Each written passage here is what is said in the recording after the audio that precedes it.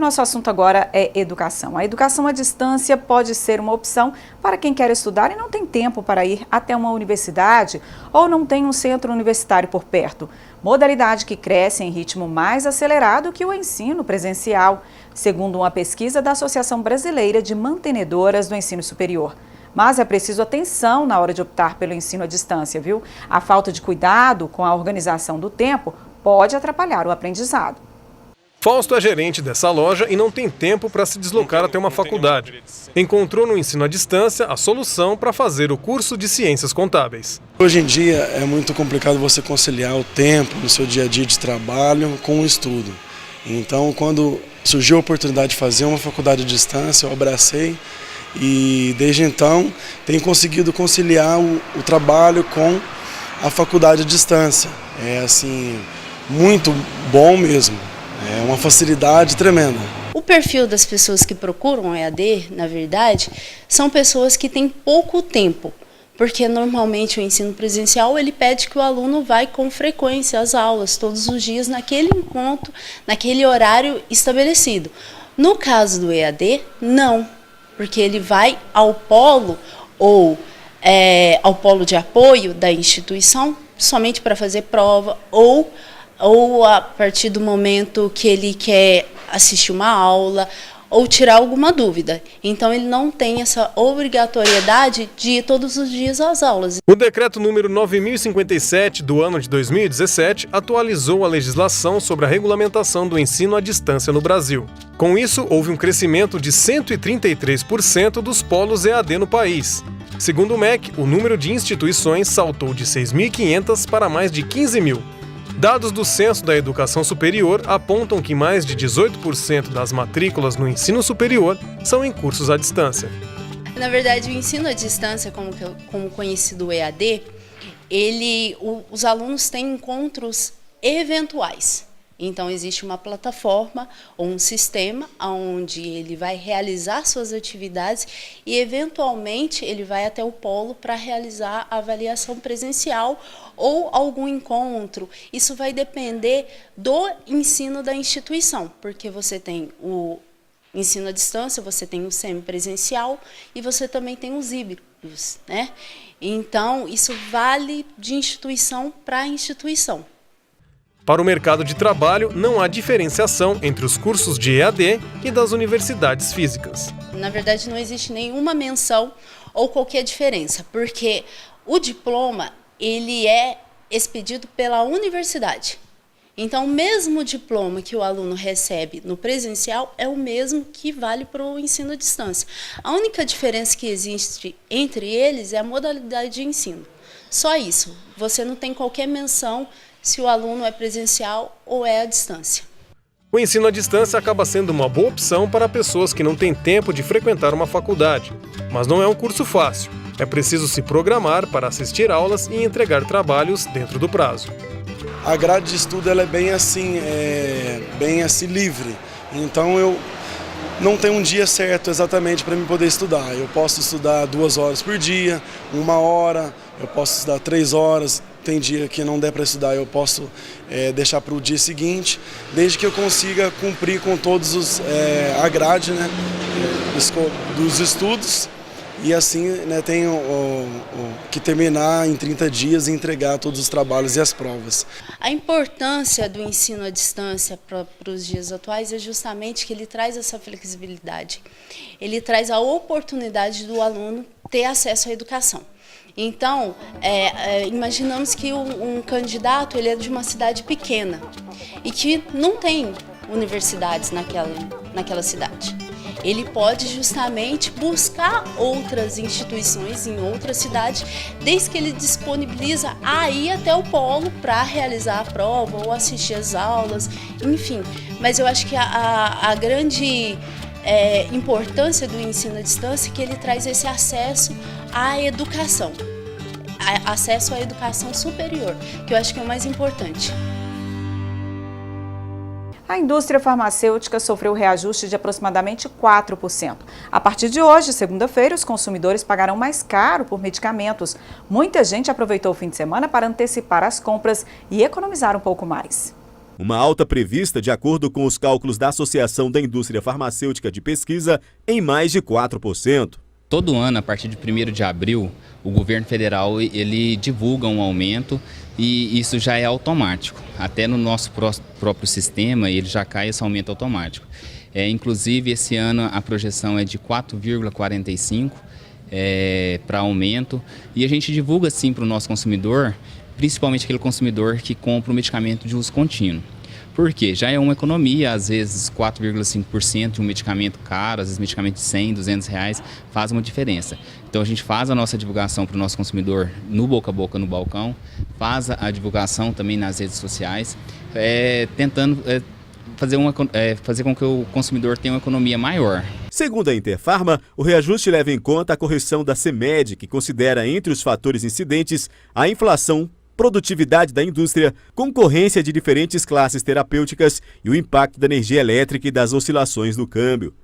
A alta impactará em todos os medicamentos, o que tem provocado uma maior procura nos últimos dias. De vez em comprar um, compra 2, 3 medicamentos, e isso faz com que o mês de março sempre seja mais vantajoso a questão de vendas. O aumento nos preços dos medicamentos impactará diretamente no orçamento das famílias e, claro, não é bem visto pelo consumidor, que reclama. Para mim, eu acho que é um absurdo, né? Porque o salário ainda do jeito que lá vai, né? Tem gente que ganha pouquinho, não dá nem para o remédio, né? Como é que para comer, o que faz? Na época nós ganhamos pouco, né? E fica difícil. A comercialização dos produtos obedece regras específicas que estão sujeitas ao índice do PMC. As farmácias têm um preço máximo que chama PMC, que é preço máximo ao consumidor. O reajuste é em cima do preço máximo ao consumidor. E cada farmácia trabalha com o seu desconto em cada medicamento. E tem alguns medicamentos que o laboratório dá o desconto, isso chama PBM. E o que acontece? Esses laboratórios, com o passar do tempo, eles vêm também, às vezes, verificando que o reajuste, às vezes, não é da maneira que eles queriam, que às vezes eles esperavam, eles diminuem os descontos deles também. Mas isso aí não tem a ver com a farmácia, a diminuição de desconto, e sim com o próprio laboratório. Isso acontece bastante. E da mesma forma acontece laboratórios também que às vezes fazem preços mais atrativos na compra de 2, de 3 caixas para movimentar aí o comércio de medicamentos. Faltando poucos dias para o reajuste, é natural que ocorra uma maior movimentação nas farmácias, na tentativa de evitar pagar mais caro. No entanto, os limites de compra para cada receita precisam ser respeitados. Importante lembrar isso porque tem muitos medicamentos de uso contínuo que dependem do receituário médico. E assim, o médico normalmente ele distribui a receita para o seu paciente, para o seu cliente, para 2 meses, para uso para 2 meses. Então assim, se for um medicamento controlado, não adianta mesmo, porque sem o receituário não tem como vender. Agora, lembrando que tem muitos medicamentos para pressão arterial, medicamentos para diabetes, medicamentos para glicose, que é o mesmo para diabetes, mas também tem medicamentos aí para colesterol, que tudo é medicamento de uso contínuo, que assim vale a pena às vezes estar conferindo e verificando aí o valor de economia de um mês para o outro, porque os preços são atualizados dia 31, esse ano vai dar no domingo, então na segunda-feira, dia 1º, já inicia os preços novos. Você já ouviu falar em agricultura prânica? Uma técnica simples que pode ser usada em diferentes plantas e com combinações em momentos alternados do dia e do ano.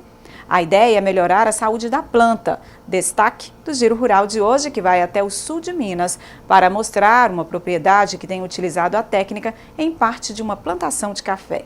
Estas imagens mostram a diferença entre a plantação onde foi aplicada a agricultura prânica e a outra, no modo convencional. Se baseia basicamente em prana, ou seja, forças terrestres e energia espiritual, que por sua vez podem aumentar a produtividade do solo, ampliar o controle de pragas, limitar o uso de fertilizantes sintéticos e pesticidas nas plantações. A agricultura prânica nada mais é que você aplicar a energia prânica na agricultura. Como nós temos reiki, nós temos acupuntura, nós temos também a Pranic Healing. Pranic Healing é uma técnica de cura que você aplica nas pessoas. Aplica nas pessoas para ficarem mais saudáveis. Então a gente pegou isso e aplicou nas plantas. planta mais saudável não entra doença, no mesmo princípio que o nosso corpo. Então você aplica e ativa os micro-organismos do solo, ativa as propriedades da planta de autodefesa e ela fica mais saudável e não entra, né? Até o momento não teve nenhum ataque desse tipo de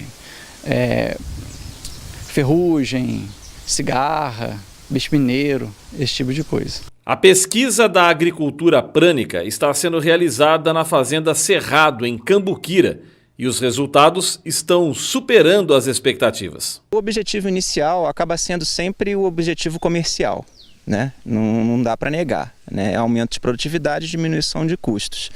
Agora eu acho que a gente chega num determinado nível em que deixa de ser só uma questão comercial, né? Principalmente na parte do prânico, e passa a ser também uma que você precisa acreditar naquilo ali, se imbuir daquele espírito, entendeu?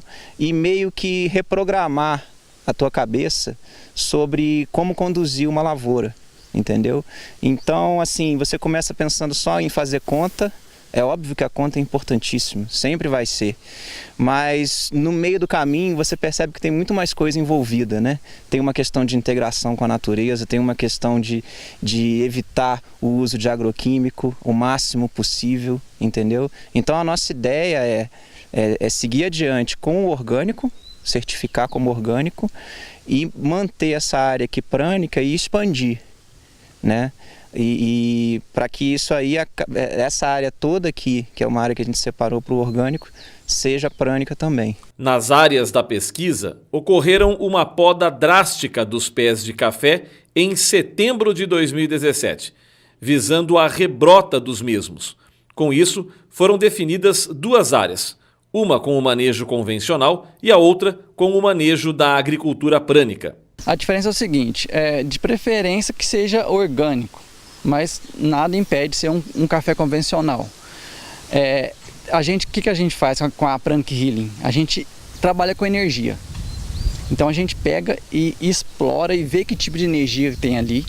Esse café aqui, ele é um café que tem uns 13, 15 anos de idade. Ele foi recepado e a gente viu que tinha muito químico no solo, né? De 15 anos de químico, de adubo químico e agrotóxico.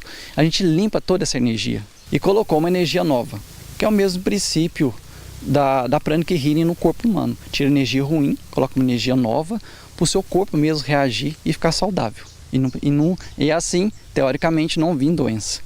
É o mesmo princípio aqui. Tirou a energia toda, colocou uma energia nova e o café começou a prosperar, a ficar mais abundante. E vimos também que o solo começou, os micro-organismos do solo ficaram mais ativos, porque esse café tem 1 ano e meio que não tem adubo algum.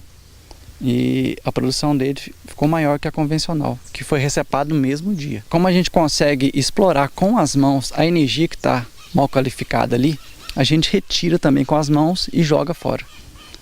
Simples assim. Retira com as mãos, explora energeticamente, né? Falando, vê a energia que está lá, está ruim, retira, joga fora e depois coloca uma energia nova. Para o cafeicultor que optou pelo sistema, a nova área está fazendo diferença. Essa área aqui a gente recepou, é uma área grande, a gente recepou, e quando começou a rebrotar, a gente veio com a ideia de fazer uma parte dela, separar uma parte dela fisicamente para fazer o orgânico. Aí, conversando sobre o assunto, a gente chegou até o Rafael, através de um amigo em comum, e resolvemos separar uma área dentro da área orgânica, especificamente para prânica. E a gente comparando, né, como foi uma rebrota, ficou bem nítida essa diferença, né? Porque não era uma área que já estava constituída, era uma área que estava renascendo. Então deu para notar bem rápido a diferença entre a rebrota na área não prânica para a área prânica. Como isso já existe em outros países, que são países compradores de café, a Europa, por exemplo, eu acho que isso vai ser um diferencial a mais em relação... O orgânico já é um grande diferencial, né? Tem muita gente que só compra orgânico com selo de orgânico. Agora o prânico vai ser um diferencial além do orgânico. O sistema da agricultura prânica ainda é pouco utilizado e no caso desta fazenda, todo o processo é para uma pesquisa, mas os resultados são visíveis. A ideia é sim desenvolver em outras culturas, sim. E formarem pessoas também que queiram entrar dentro da Pranic, que irem fazer os cursos e começar a aplicar. Porque a redução, o benefício que tem de redução de custos e a produção é muito grande, como nós estamos vendo aqui.